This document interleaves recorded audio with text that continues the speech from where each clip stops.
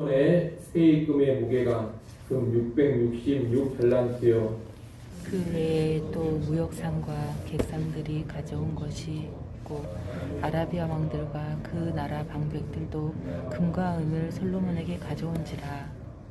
솔로몬 왕이 쳐서 느린 금으로 큰 방패 200개를 만들었으니 방패 하나에 든 금이 600세겔이며 또 쳐서 느린 금으로 작은 방패 300개를 만들었으니 방패 하나에 든 금이 300세겔이라. 왕이 이것들을 레바논 나무궁에 두었더라.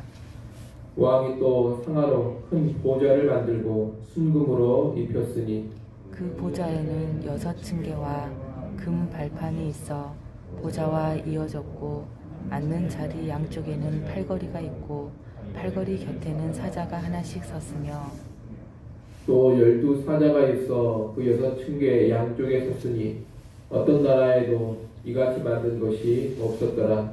솔로몬 왕이 마시는 그릇은 다 금이요 레바논 나무 궁의 그릇들도 다 순금이라. 솔로몬의 시대에 은을 귀하게 여기지 아니함은 왕의 배들이 후람의 종들과 함께 다시스로 다니며 그 배들이 3년에 1차씩 다시스의 금과 은과 승하와 원숭이와 공작을 실어옵니다라. 솔로몬 왕의 재산과 지혜가 천하의 모든 왕들보다 큰지라. 천하의 열 왕이 하나님께서 솔로몬의 마음에 주신 지혜를 들으며 그의 얼굴을 보기 원하여 각기 예물을 가지고 왔으니 곧 은 금그릇과 의복과 갑옷과 향품과 말과 노새라. 해마다 정한 수가 있었더라. 솔로몬의 병검에는 말의 외양간은 4천이요 마병은 12,000명이라.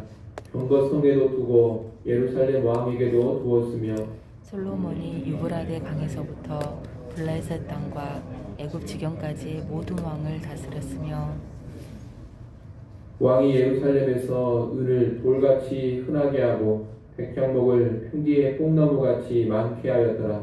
솔로몬을 위하여 애굽과 각국에서 말들을 가져왔더라. 이 외에 솔로몬의 시종 행적은 선지자 나단의 글과 실로 사람 아이야의 예언과 선견자 이또의 묵시책 곧 이또가 느바세 아들 여로보암에 대하여 쓴 책에 기록되지 아니하였느냐. 솔로몬이 예루살렘에서 온 이스라엘을 다스린 지 40년이라. 같이 봅니다. 솔로몬이 그의 조상들과 함께 참에 그의 아버지 다윗의 성에 장사되고 그의 아들 르호보암이 대신하여 왕이 되니라. 아멘. 오늘 본문은 솔로몬의 지혜와 부귀 영화가 세상의 모든 왕들보다 뛰어남을 말하고 있습니다. 먼저 13절부터 21절까지 말씀은 솔로몬이 소유한 엄청난 금과 금의 용도를 말하면서 솔로몬의 영광을 증명하고 있습니다. 솔로몬이 1년에 얻는 세입금은 금의 무게가 666달란트, 대략 22톤으로 엄청났습니다. 세입금이란 국가 안에서 거두어들이는 세금과 다른 나라들이 바치는 조공을 포함하는 것입니다. 그것이 매년 금 666달란트였다는 겁니다. 그 외에도 무역상, 객상들, 아라비아의 왕들과 방백들도 금과 은을 솔로몬에게 가지고 왔습니다. 이 금의 사용처는 첫째, 방어 체계를 구축하는 데 사용되었습니다. 15절, 16절에 보면 금을 쳐서 드리는 공정을 통해 큰 방패 200개와 작은 방패 300개를 만들었다고 합니다. 큰 방패란 온 몸을 가릴 수 있는 큰 방패를 말하는 것인데 이 큰 방패 하나당 600세겔, 약 6.8kg의 금이 들어갔습니다. 작은 방패는 순방패를 말하는 것인데 이 작은 방패는 하나당 금 400세겔, 약 3.4kg이 들어갔습니다. 이 방패들은 레바논 나무궁에 두었다고 합니다. 레바논 나무궁이란 레바논의 백향목으로 만든 궁을 말하는 것인데 이 궁은 솔로몬의 거처였습니다. 이 궁궐에 방패를 보관했다라고 하는 것은 궁궐에 무기고가 있었음을 보여줍니다. 두 번째로 왕의 보좌를 만드는데 금이 사용되었습니다. 17절로 19절에 그 내용이 나옵니다. 솔로몬은 상하로 큰 보좌를 만든 후 거기에 금을 입혔습니다. 보좌로 오르는 데에는 6층계가 있었고 층계 맨 위에는 금으로 만든 발판이 보좌와 연결되어 있었습니다. 보좌 양쪽에는 팔걸이가 있고 팔걸이 양쪽에 사자의 형상이 하나씩 세워졌습니다. 그리고 12마리의 사자가 6층계 양쪽에 하나씩 세워져 있었습니다. 19절 하반절에 보면 이렇게 화려하고 위엄이 있는 보좌는 어떤 다른 나라에서도 찾아볼 수가 없었다고 합니다.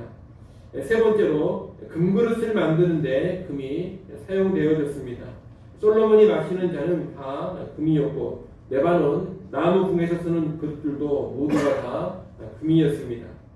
이처럼 솔로몬이 얻은 금은 그의 재력과 영광을 크게 드러내고 있습니다. 솔로몬의 시대에는 은을 귀하게 여기지 않았는데 그 이유는 앞서 언급된 세금과 조공, 각 나라 왕들이 가져오는 예물 외에도 다시스와의 무역을 통해서 3년에 한 번씩 금과 은, 상아, 온숭이, 공작 등 진귀한 품목들을 실어왔기 때문입니다. 21절에 나오는 다시스는 오늘날 스페인 땅에 위치한 항구 도시입니다. 솔로몬의 종들이 지중해 끝자락에 있는 다시스까지 항해하면서 무역을 했다라는 것을 알 수가 있습니다. 22절부터 28절까지 말씀은 솔로몬의 영광이 앞서 금을 통해서 묘사된 재력에서만이 아니라 지혜와 정치, 외교, 군사적인 면에서도 그 높았음을 말하고 있습니다. 솔로몬은 천하의 모든 왕들보다 지혜와 부가 탁월했습니다. 천하의 모든 왕들이 하나님이 주신 솔로몬의 지혜를 들어보려고 방문했습니다. 그들은 지속적으로 솔로몬을 방문했고 방문할 때마다 각종 예물을 가지고 왔습니다. 그런데 해마다 정해진 예물의 수가 있었다고 합니다. 모든 왕들이 매년 정해진 예물을 가지고 와서 솔로몬을 만나고 돌아간 것입니다. 또한 솔로몬은 많은 말과 마병을 소유했습니다. 솔로몬의 병거를 끄는 말들을 위한 마구간이 4,000개가 있었다 그럽니다. 마병이 12,000명이 있었는데 그 마병들을 병거성과 솔로몬이 있는 에루살렘에 두었습니다. 이 강한 군사력을 가지고 유브라데 강에서부터 블레셋 강과 애굽 지경까지의 모든 왕들을 솔로몬이 다스렸습니다. 중동 지역의 패자로 솔로몬이 군림했다는 겁니다.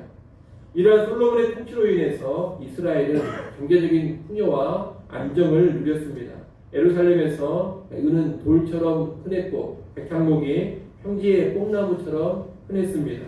하나님이 약속하신 대로 솔로몬이 지혜와 부와 영광을 한껏 누린 것입니다.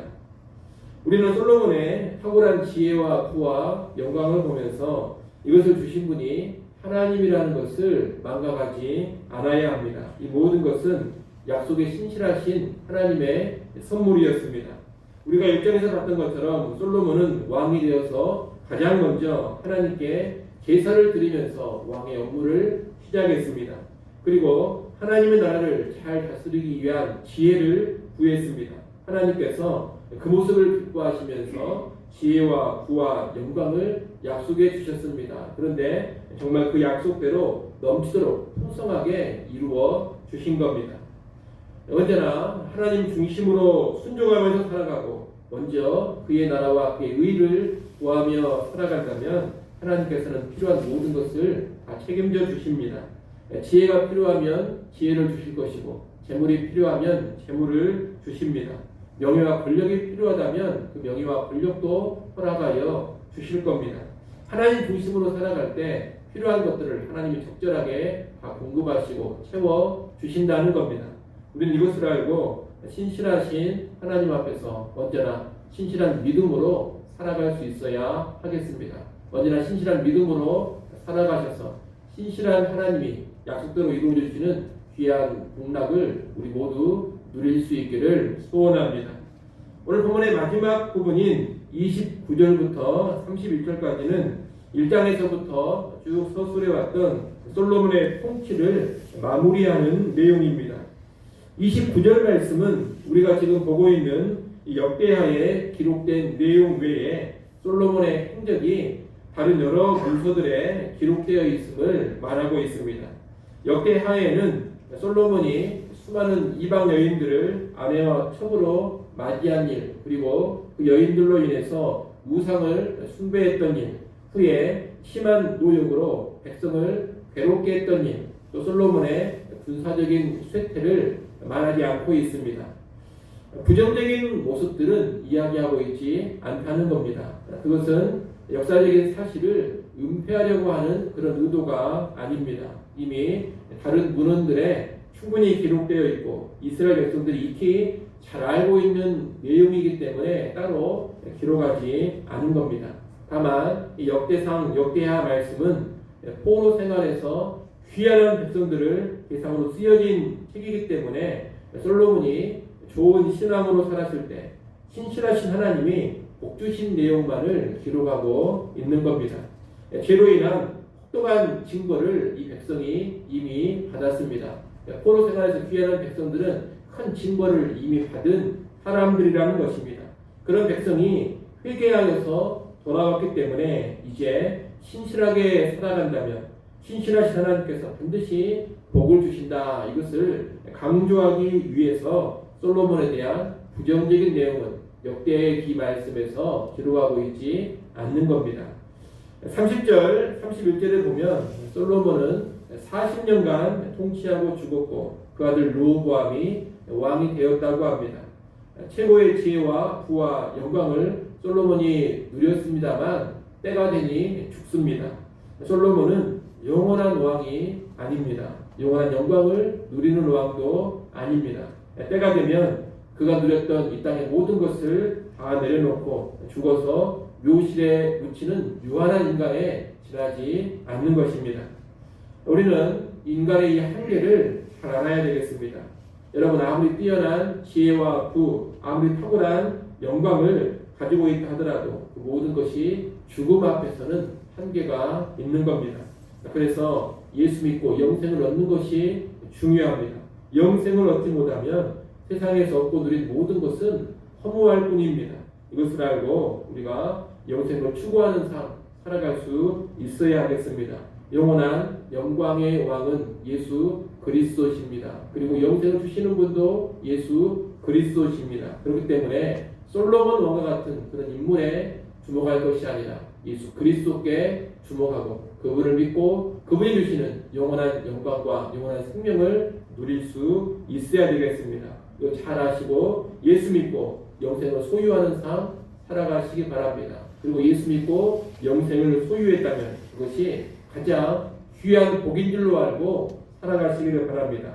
특별히 이 땅을 살아갈 때 죽음 앞에 서면 다 무의미해져 버린다는 것을 꼭 기억하시고 썩어질 것 위에 살지 않기를 바랍니다.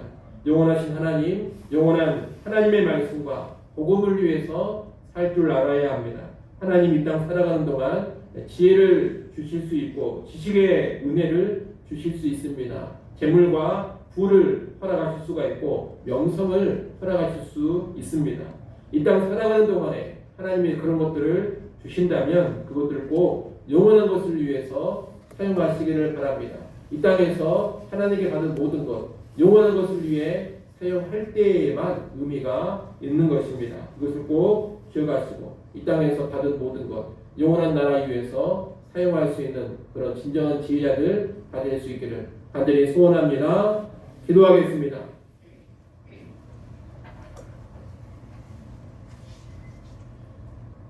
하나님 아버지, 우리 하나님께서 약속대로 일해주시는 신실하신 하나님이라는 것을 기억하게 하여 주옵소서. 그 신실하신 하나님 앞에서 우리도 신실한 믿음으로 살게 하여 주옵소서.